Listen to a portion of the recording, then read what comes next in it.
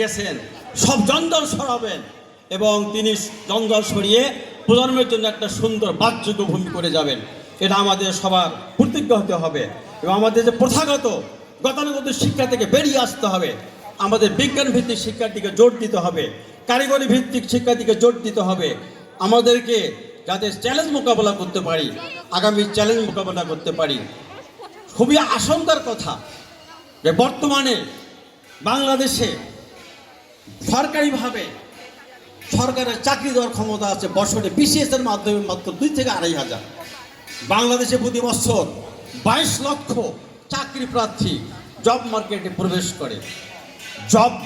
প্রবেশ করে, তাহলে বাকিরা যাবে কোথায়? এই জন্য আমাদের বিকল্প শিক্ষা ব্যবস্থা এখন থেকেই করতে হবে।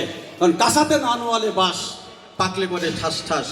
এখন থেকে আমাদের মানসিকভাবে প্রস্তুত হতে হবে to face any challenge by taking proper education and by making our self skilled in any way.